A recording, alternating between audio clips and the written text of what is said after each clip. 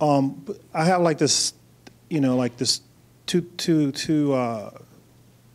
ideas about salvation. One is like once you accept Christ, and so to speak, I'll say that. I don't mean to put that part, but once you accept Him and you get on the path of seeing, trying to do the right thing and follow His way, that seems to be one way of saying, well, in my mind, as long as you have that, you're saved. Because once you're on the path, then you're saved. Because then there's always hope for you to be free. Right. Then on the other side, I see that. To me, it seems like, and it could be, I'm saying this, but it's also a question too. Right. But it seems to me like if being saved is more like not being no longer subject to your thoughts. So you have two ideas about salvation. Yeah, or getting to a point to where you're living in faith, and you're actually, and your thoughts no longer have you're no longer believing in your thoughts. So Sonia, you're walking down the road, and Marcus come along, and he knows that you are a Christian because you have this halo over your head. He said, Miss, I have two ideas about salvation. One is you never live in your thoughts again, and you start to get over this stuff. And the other one is whatever else he said. What would you say? From my thinking, I thought we were all saved. That's what you would say to him? Yeah, that's what I was brought up to believe. Oh, okay. And what does that mean, that we are all saved? I mean, I thought once Jesus died on the cross, I thought that was like done, like we were all saved. Well, we definitely done so that we have a way to return. I mean, because in a way, I think two ways too. I mean, I thought we were all saved, but I thought it was up to us to meet Him, let's say halfway or something like that. Meet Him in the fork of the road. Yeah, but I thought it was all set up for us to be saved. Right. Okay. And what would you say to him? You're a Christian, right? Yes. This your first time here? Yes. And so you're a little Christian walking down the road, all holy, and you run up on Marcus and he noticed that you're a Christian, and he asked you those questions. What would you say? Well, that's kind of hard because I actually, what he said, that's how I feel too. Oh, you feel the same way? Yeah, and Sonia, yeah. Oh, I'm sorry? And the way Sonia feels too. So you feel like everybody? Well, just Sonia and Marcus. Oh, okay. I love that. And so, Mary, what would you say? Because I know you're holy. I've known you for a long time. What would you say? You're saved, sanctified, and running for your life? I say, go see Jesse. Oh, Jesus. I'm pretty bad. I say, go see Jesse. I'm not sure. So are you saved? Saved? I believe so, but I'm not sure. You believe so, but you're not sure. Right. That's pretty messed up. That's bad, right? Yeah. What would you say, Marilyn? You got a little salvation thing going. What would you say to Marcus? I would tell him I have a headache. I can't answer you right now because I have a headache. So what would you say? That's what I would say. I have a headache. I can't answer you right now. Am I saved? Yeah. Yes. Mm-hmm.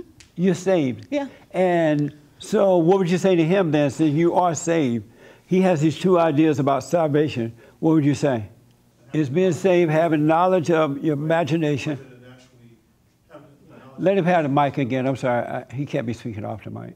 Is salvation having, been given the knowledge and the path to follow, and as long as you decided to accept that path, and you basically you're saved because you're eventually going to get there, or is it just simply being no longer believing in the lies and your thoughts in your mind? Does that make you saved? It's both. He says it's both. What do you say to that now, Marilyn? I can't. I'm like. I would say it's the second one. The second one. Yeah.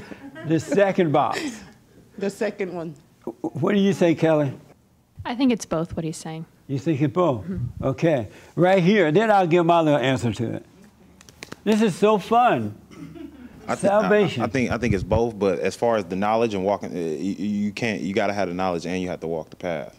Oh, okay. Because so both plus knowledge. Yeah, because if you know right and you still choose to do wrong, then Do you ever choose to do wrong? Yeah. Why? It's different now than before. Like before, I just did it and I didn't care. Right. Now, like when I do something that I like, I don't do it as often. But now it's like a choice. Like I chose to do wrong and. Why would you choose to do wrong? As far as like having sex and that's really what it was. Like, choosing to have sex, and it's not. At the time, it wasn't even like I really was fiending and wanted it or whatever the case may be. You went all fired up. Yeah, I just kind of did it, and then afterwards I was like, and that was the last time. And after that, so even though you were not all fired up, you were somewhat fired up. Yeah. You decided I'm gonna go and do it anyway. Yeah, I'm going to do it, and then I felt convicted. Yeah. So did the firing up make you do it? If you had not been fired up at all, would you have done it? I might have still probably just did it just to do it. Like for that particular time, like I kind of just did it just. So you think you have a choice to do good or do bad? Yeah. You do? Yeah. And okay, I'll come back to that. All right. So let me tell you about salvation. You're all wrong about it. Salvation is nothing that you can imagine. The mind cannot conceive salvation. It cannot. The mind does not understand the things of God at all. Not one iota. And so everything that your mind tells you about salvation, let it go. It's straight out of hell. It's an illusion. It's deception. It cannot know the things of God. The mind is as far from God as the east is from the west. It has no clue. And the mind is Satan deceiving you, presenting himself as God. Everything that he says to you, whether they're good or bad, and the way that he makes you feel are all wrong all the time. You got to doubt everything that your mind tells you. Or you would think, because if you don't, you would think that you have salvation and you don't. Like a whole lot of, and I used to think that too, because I did what most Christians do. Went to church, went down to the front, accepted Jesus, Lord and Savior, and nothing changed. Felt good for a moment, and then when I would go back into doing those things I didn't want to do, I felt guilty about them, because now I've heard that it's wrong to do them. And the guilt would come from me judging myself, because Satan would say, go ahead, do it. You haven't done it in a while. You're not that fired up. No big deal. Yeah. And then I'll do it, and then Satan said, look at you, you're supposed to be a little Christian. You're supposed to be saved. And now I'm judging myself from that. And God is not in the midst at all. My relationship was still with Satan and me, because he presented himself as God. Isn't that amazing? He made a promise that he was going to do that. He told God, I'm going to deceive every man, woman, and child, because I'm going to be you. Everything you do, I'm going to do it. And I'm going to convince them that I am God, because they're going to believe me.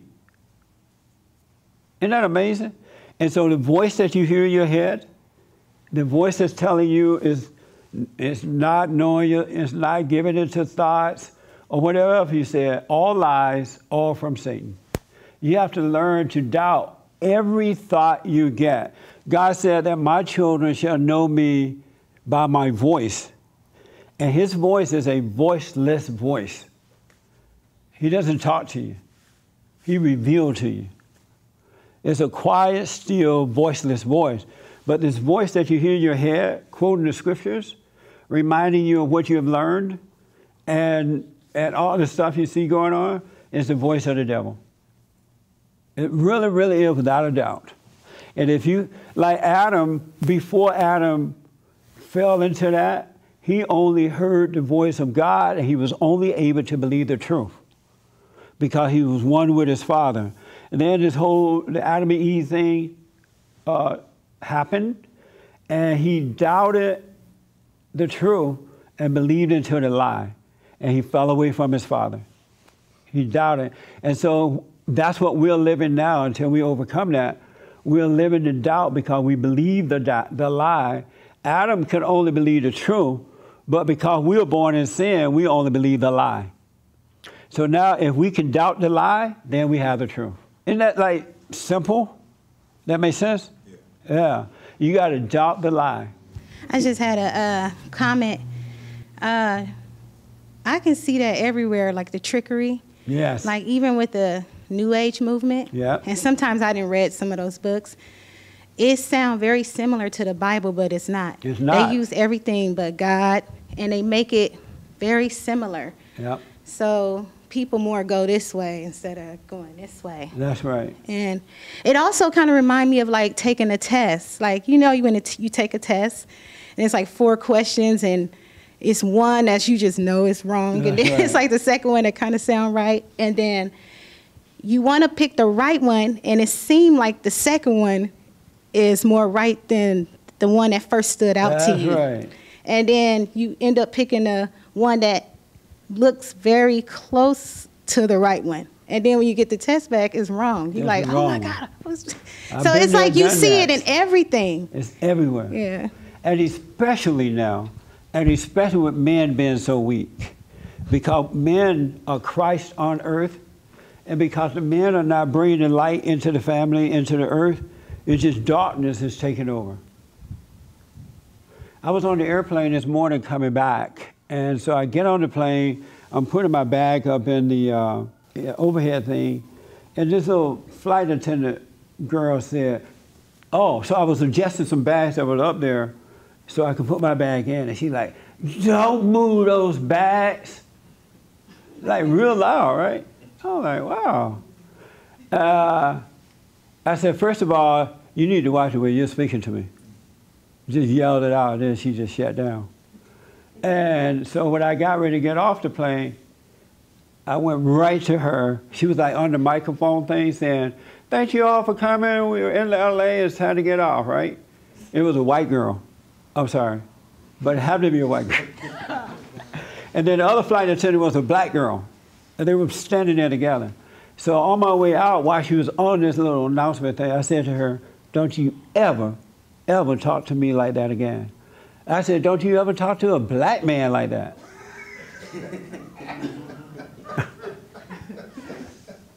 And she's like, but you about, I said, look, no, I don't want to, don't you ever do that again. Do you understand me? I got right in her face. I'm like, do you understand me?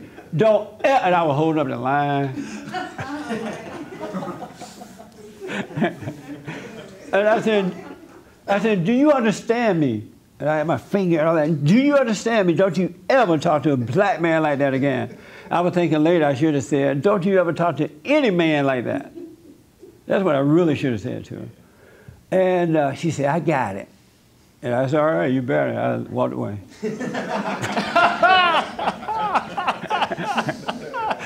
And the reason for that, because I noticed that these young women are out of control.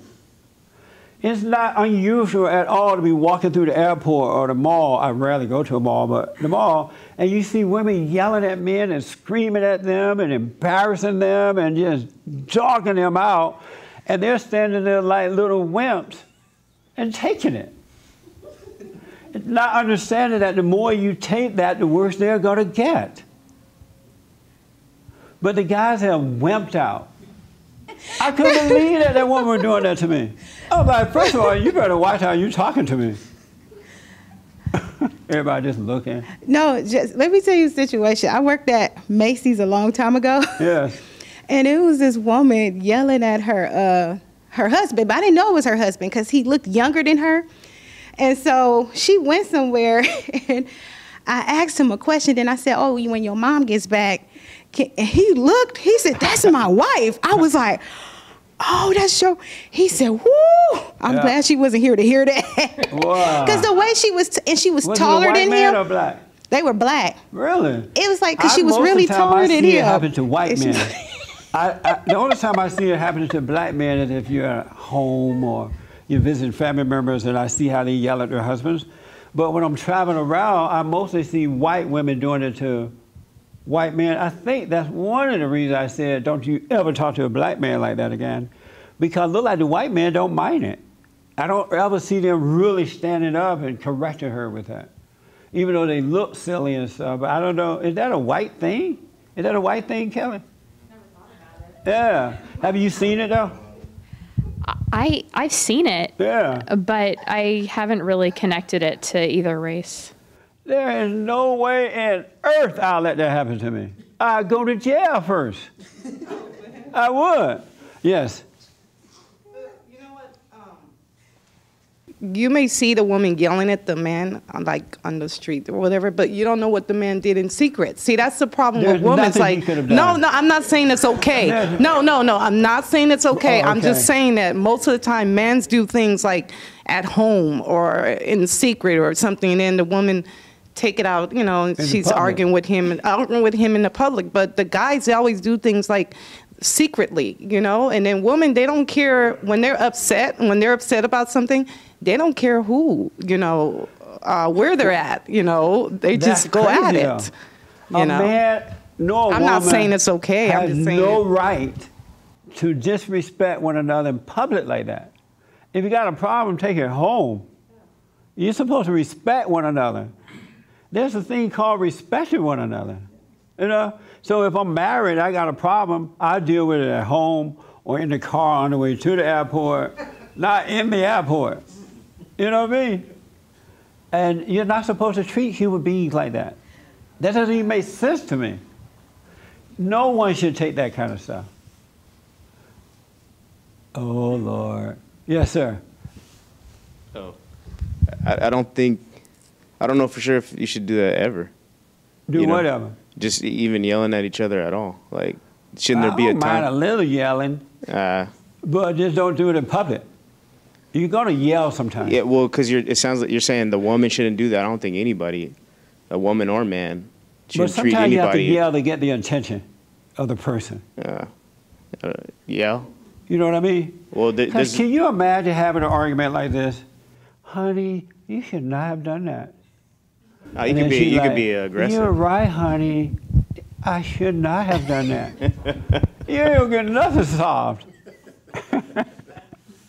You know what I mean? There's a time to yell. It really is. What do you mean by yell? Like, hey, what are you doing? Oh, that's not yelling. Oh, Okay, yeah. yeah, right. Okay, yes, sir. I wonder if the same people that think it's wrong for maybe, I don't want to pick on you, Marilyn, but I know. So you said, well, we don't know what the man did to deserve that, right? Would you have that same opinion if you saw a kid yelling at a woman? If you saw a 10-year-old kid yelling at a woman, would you say, well, we don't know what that woman did to that kid, so maybe it's justified? That's a good point, huh? What? I'm sorry? Yeah, it's a good point. Yeah. It doesn't even make, we can't get too far off subject with this because I want to get into the salvation thing and we'll run out of time. If all ideas of salvation are going to pretty much lead you down a path of away from salvation. Yes. The only logical thing is like you said with Adam. You know, he was connected with his father, and before he fell, he didn't have all the imaginatory ideas and processes to get back to this place. Right. So then are you saying that when these ideas dissipate, or if you're not following this trying to follow some kind of a program to it, that there's some kind of a common sense or something that Adam had before we fell into all this ideas about how to get there. So let's just say we get rid of that. So what's left? What's going to tell you, okay, I shouldn't be smoking this dope, or I shouldn't yell at this person. What's left to do that if it's not like these ideas that are But in the our minds? ideas are not working. I mean, Okay. I may have convoluted my question. I probably did, but we have to become as an empty vessel. We have to return to knowing nothing. Everything that we've been taught, everything that we know, we have to let it go. Because everything that we've been taught about God, Satan is using that against us. Everything. when you read the Bible, he interpreted the verse for you and make you think that God is interpreting it or the Holy Spirit is interpreting it. When it's not being revealed to you, but it's just more intellectual knowledge. So what you're asking, though... I love that question. How do you discern between the two? Here's how you do it. And I need to ask you some questions first, and you're going to see for yourself right here. And so you were not raised with your father and mother, right? No. And you resent your father? Not anymore. I did for a while. But you did? Yeah. And why did you resent him? I resented him because, you know, the things that he did to my mom, the fact that he wasn't there, and, you know, he used to lie and say one thing. It was really... And so you left at 3 years old, right? Yeah. Okay. But, and so did you ask him why did he do those things to your mother? Nah, but he's like spoken, he said, but it wasn't just my mom. He my grandma pulled a gun on him before, his mom. Right. You know what I'm saying? Because like I said, he done fought with my uncles, and he's I know, but at 3 years old, you had no clue of what was going on. Yeah. I also so resented him. The only opinion you have about your father is the opinion of your mother, of your grandmother, and what everybody else said about why he did. But I learned from myself. I met him when I was probably about 12 years old. Right. But before that, my opinion was based on everyone else's. Yes. But then I met him for myself right. at around 12 years old, young teen or whatever, and he, the first time that I met him, he got drunk and threatened to throw me and my cousins off of a bridge into the river. Right. He pulled over the car and was grabbing my cousin to... How come he didn't throw y'all off? I don't know, but it was enough. 12 years old, this is my first time meeting him. But your opinion still was based on what you've been told about him from 3 years old. And seeing that for myself? Right, but it was still based, the judgment was already there for your father. Yeah. Because had you not had the judgment for him and you saw him, you would have had compassion for him and not judgment. You would have seen that your father have issues, right? Yeah. And you would have wanted to help him overcome those issues rather than judge him with the judgment that you've already picked up from your mother and your other family members. Yeah, it was not your own judgment. Yeah, I can understand what you're saying with that, but at a young age like that, right? What are you to think at 12 years old and my dad's drunk to the point he could barely talk and he's threatening to throw a bunch of kids off the bridge. As an adult, what do you think about the fact now that your dad was drunk and mean and stuff like that? Why do you think he was that way? He got issues with his father. With his father? Yeah, his dad was the same way. Was like him, right? Yeah. The issues are with his mother. Yeah. He hated his mother. Yeah. As you hate your mother. And men and women do not hate their fathers, they long for their fathers. But they hate their fathers with their mother's hatred. Because she and the husband are fighting, the father are fighting, and so what she does is she turns his children away from him by becoming the victim. Yeah. Your father's no good. Your father's beating me. Your father's an alcoholic. She doesn't tell you that I drove your father to beat me. I was impossible to deal with. She doesn't tell you that. And your grandmother doesn't tell you that your father's like this because the way I treated him. I controlled him. I was impatient with him. I dogged him out. I turned him away from his father. And now he hates me for it. And he has so much guilt from hating me, that's why he's treating me this way. They don't tell you the truth. They present themselves as the victim when they're really the problem.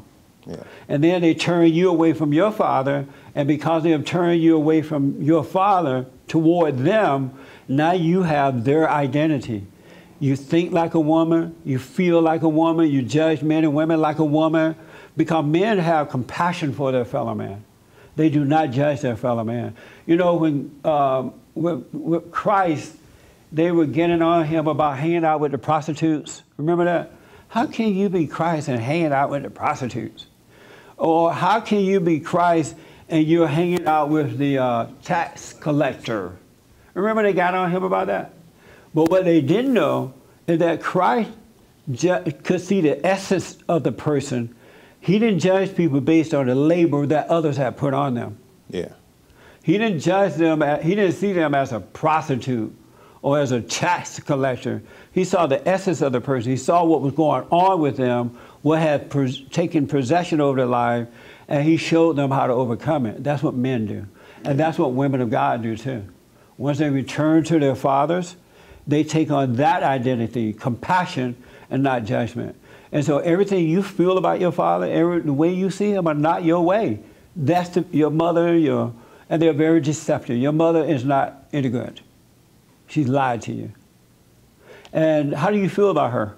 My mom? I love my mom, but I grew up kind of. I was like the bad kid in school. I was always rebellious, and always into stuff. You couldn't help it because you didn't have your father's love. All you have is your mother's anger. Yeah. And you have your grandmother's anger and your uncle's anger, which is all non-manly. Yeah. And that's why you couldn't help but act. You had no love. You were disconnected from your earthly father, and as a result, you're disconnected from God. And when you're disconnected from your earthly father, you have nothing but anger and bitterness in your heart. And so the way to overcome that is that you got to forgive them. And when you forgive them, meaning that get to know yourself. The one thing I've noticed I've been doing this now for 26 years, and I've traveled around the country, and I noticed that the people who don't get to know themselves and start digging in to get all that dirt out of their lives. So salvation is like fresh water. When I lived in Alabama, we used to dig wells. And so we had to dig up all the mud and stuff and dig really deep into the earth. And then we get all the mud out of the way, this fresh water just would pop up. It would just be everywhere. That's how life is. Yeah. That's how salvation is. Until you could dig all the mud out of your life, which is anger, judgment. Once you get rid of the judgment and anger, which are both the same, then fresh living water would come up and you can start to live. Because God is not going to let you into the kingdom of heaven until you forgive.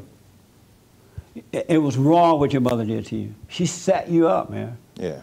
And it was wrong for your father not to be there for you, but his mother set him up. Yeah. He ended up marrying his mother. Yeah. Just like the woman you live with in Vegas can't get along with. Yeah. That's your mother. You're living the same life that your father lived. Yeah. I mean, I'll say that as far as, I don't know about her being like my mom, but my son's mother, I would say so. Yeah. She tries to keep my son away from me and this and that. But I mean, I really make the effort to try. He lives in Reno. I live in Las Vegas. But it's even this woman you're with, it's the same spirit. She's just acting a little differently. Yeah. Because when you resent your mother, you're attracted to what you hate. Even women that get involved with men, they say, you know what, I feel like I'm with another woman. Like I'm married to my mother. Because it's the same spirit. They are attracted to that same spirit that they hate. You become subject to it, and you cannot get away from it until you forgive your mother and your father. And especially your mother. How you do that? You know how you do things that you don't really want to do, but you do them anyway? Yeah. It's like something that's making you do it. When you were having all those fights and carrying on, you didn't want to do that. Yeah. It's like something would rise up in you and cause you to do it. Yeah. Well, that's the spirit that's in your mother. Yeah. And so your mother feels the same way. So if you can understand yourself, you do things that you don't want to do, it will help you to understand her, and you will go to her and apologize for hating her. Yeah. Then you say, you know, I become just like you, and I now understand how you feel. Yeah. And you don't want your son to hate you for not being there, right? Yeah. But he will, because his mother going to lie on them to him about you. Yeah, and I see just it like going your on. mother lied to you about your father. Yeah. This cycle has repeated itself. So when you go to your mother, and don't ask her to forgive you, just say to her, I am wrong for hating you. It's wrong for what you've done, but I'm wrong for hating you. I become just like you. And if she says, I'm sorry, that's nice. If she starts to cry, that's nice. If she fall out and die on the floor, ask grandmama if you have some life insurance so you can bury her. But don't ask her to forgive you. You apologize for hating her, and then God will forgive you. Yeah. Because most people, when you ask them to forgive you, they will not forgive you. They see it as a weakness, and they'll control you with it. Yeah. I'm not going to forgive you. Or I'll think about it. Or you got to be nicer to me. That's why God has it set up where they don't have to forgive you. You forgive them for what they've done to you, and He will forgive you for hating them. Yeah. And you become a free man. And then you can enter into the kingdom of heaven as salvation begins. Okay. That makes sense? Yeah. And don't tiptoe around it. Don't be mean. Don't plan what you're going to say. But you're never going to become a man until you can overcome the spirit of your mother. And women, females, are never going to become women until they can overcome the spirit of their mothers and take on their father's identity, which is of Christ. You got to return to the Father. And then, because the sin is not the alcohol, the drugs, the sex, the lying, the video game. That's not the sin. The sin is the judgment, playing God, make a decision. That's what the sin is, because when you play God, you're separated from the true God. And you become a son of Satan to be your own God. He makes you feel like your own God. You make decisions, you know right from wrong.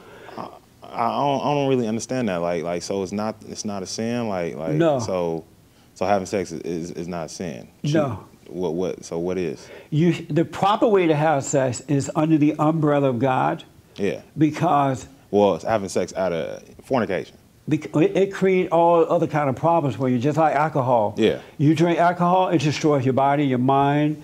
It lowers your consciousness. Yeah. When you have sex, you become addicted to the woman. She become your God. Now you can't live with her or without her. She can't live without you because she likes that control she has over you. Yeah. It's just because what happened is when you judge, you fall away from God, and now you become worldly. Yeah. You start looking to the world to make you feel better. Yeah. You're looking for love. You're looking for more money. You're looking for friendship. You're looking for this because now you're no longer connected to the kingdom of heaven within. So the world become your salvation.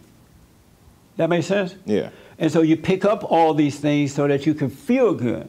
But when you repent, when you forgive for hating, you enter back to your Father within the kingdom of heaven, and then the worldly things start to fall away because you can't get rid of that on your own. The separation from God, you got to have that, right? Yeah. But when you return to the Father, you start to lose the appetite for the world. It naturally starts to fall away. Yeah. And then you could be in the world but not of it. Okay. That makes sense? Yeah. But the church have told us that the sin is the lying and cheating and all the drugs. So when you do drugs, you judge yourself for the drug, not realize you're judging, and that's why you're doing the drugs. Yeah. That makes sense? Yeah. Ain't that deep? That's deep. Yeah. Ain't that deep? That is so deep. And it gets, once you enter into the kingdom of heaven, life begins. And life is nothing what you can imagine, but it's absolutely amazing. Yeah. And you become all love all the time. And love is not something you can feel, taste, or touch. It has no feelings. It's just, you see the right thing to do and you do it. Yeah. You don't hate your enemy. You don't hate your fellow man. You speak up, but you don't hate. It's a beautiful way of living. And Christ made it possible. He came back. He put everything back in order that Adam messed up for us. And Satan doesn't want us to know that, so he wants to keep you angry so you can continue to listen to his voice and not your Father's voice from within. Ain't that something? Yeah. Uh-huh. You gonna deal with your mama? Yeah. Your mama is not an angel. That's why your dad he ended up marrying his mama. He hate his mother. Grandmama is a rolling stone. Yeah. She's not an angel. I bet she go to church, huh? I mean, that side of my family, I don't really. I live in Vegas. They live in our lot, so I don't really. I don't blame you. Yeah. Don't let grandmama in your house. Anyway, let me do this real fast. I saw this hand first, yes. Right here first. And we're like out of time again. No, so I was just going to ask about the Bible. Like when you read, And then, like, we were talking about, like, how to read the Bible. And then he's telling me, like, you read it and then you interpret it, or? Do not interpret. Okay. And you're going to be reading it. You're going to be reading the Bible. Thou shalt not steal. Satan's going to be telling you, thou shalt not steal. You shouldn't take from other people. And you're going to think that's interpretation. And then you're going to go around pounding on everybody else with that interpretation. And then you're going to go out and steal, and then you're going to feel guilty about stealing. Just open the Bible up, read a verse or two, put it away, and go your way. Ignore whatever Satan is telling you about it. And then God will reveal. That's how you do it. Revelation is what we live by. The mind of God is what we need to return to. We need to return to the Father. The Bible does say there will come a time when I will return the children back to the fathers and the fathers back to the children. Salvation is about a return to the Father. And become as little kids with your Father. That's what salvation is about. Everybody that is suffering in life today do not have a relationship with their earthly father. Everybody. Those who have a good relationship, even if you're a poor dad and you don't hate your father, you have peace within. Your father died, right? Yeah. But see, what happened was, even as a little kid, when your father died, your soul disconnected from him. That's why it's so bad to lose your earthly father at such a young age. And once your soul was disconnected, it connected to your mother, and it changed your life.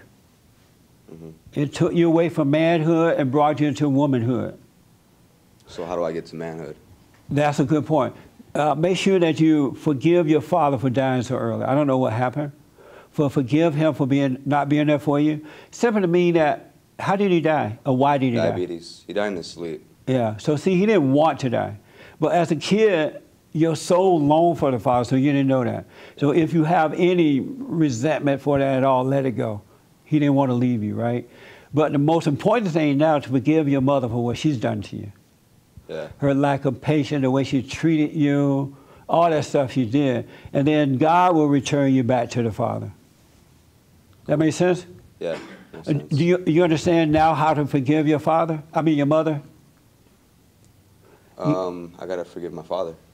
No, forgive your mother. Yeah, are you holding it against your father for not being there? I mean, I used to, I think. Yeah. But I think it's more my mother, just like the way she didn't let me live my life. Like, yes. She basically, I didn't really have a childhood. Like, I don't know. Yeah.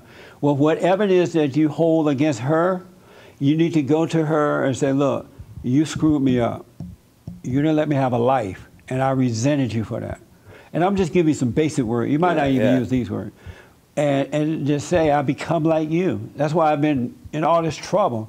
I have your nature. And I'm sorry for holding that against you, because I become like you, and I don't want to be like you. I want to have love in my heart, not this mess you have in yours. And I'm sorry for hating you. And in that very moment, if you truly feel that way and see that you need to forgive her, God would change you just like that. And he would give you peace, and you can finally live your life. And not your mother's life. All right. That make sense? Yeah. Yeah. Are you going to do it? Yeah, but when I go to Texas, I'm not going to just do it right now. Like, Speak it to his name. Say, when you what? when I go back to Texas for Thanksgiving. Oh, okay. I'll do she that. lives in Texas? She lives in Texas. I live out here alone. Wait until you get to Texas, because it's best to face her. Don't write a letter. That's a cowardly way. Don't make a phone call. That's a coward. You want to face the person that took away your courage, took away your life. And you want to forgive them. You don't want to attack them. You want to forgive them for what they've done to you. And if they apologize, fine. If they don't, fine. You forgive them and go live your life. It's like made me self-destructive, I feel like, in a way. Yes, sir. Because there's no love in it. It's only destruction, because it's of your father, the devil, which is her father. And he is, yeah, okay. Yeah, that makes sense. Yeah. That's crazy. What do you think about this? Let me just ask the first time, what do you think about this? Because we're like out of time. And I got to let Marcus winding down, because he asked this question. Yeah. Yes, sir. I've been judging myself very hard. Yeah. And it's not the voice of the Father. It's the voice of Satan. It's the voice of Satan judging me. Yes. And, you know, that's become clear just through this discussion. And I hope that I look forward to having a relationship with Jesus and being saved. But Yeah. I'm not there yet. But learning about the bad judgment and that I shouldn't be judging myself or I shouldn't be so tough on myself. As long as you have that judgment in your heart, you would never know Jesus. You would know about him, but you would never know him. The moment you forgive others and yourself, then you shall know Jesus. And you're going to discover that you are Christ too. Jesus is your brother. Your big brother, sent down by your father, came, and your father, ladies, came and put everything back in order that Adam screwed up so that you could return back to the Father. And everything that your brother owned, Jesus owned because his father owned it, you own it too. You're his son. And you have a responsibility to live that way, to be the light of the world, so that your wife and your children can finally change this whole cycle of destruction that's been passed down from generation to generation. But you got to forgive. That make sense? Yeah. We out of time, right, James? James looking at me, but I got to be fair to Marcus. Just help Marcus. Yeah, I just want to say it did. I just want to say, it really helped me. And then to top it off is what the person you was just talking to, he just said. He just simplified it to me. It just like really drove it home. Because I've been like really, really critical of myself, judging myself. And I know we talked about that and it's opened it all up in dialogue so that I understand, I see. You got to go all the way with this. What it is, it's becoming a child. You're dumping. Our parents spend 18 years of our life screwing us up. And so overcoming this is a lifetime thing. You're constantly getting rid of the mud. And you're becoming as a little child. You're getting to know your father that's with you now. You're not judging your fellow man. You're not worried about what others think about you. And you're not thinking that way about them. You're just all love. And then when there's an issue, you see how to deal with the issue without judging the person. You become the light of the world, the salt of the earth. You got to go beyond, I hate my mom, I hate my daddy, and look how bad this person is or that person. That's nothing. Satan made another fool of you.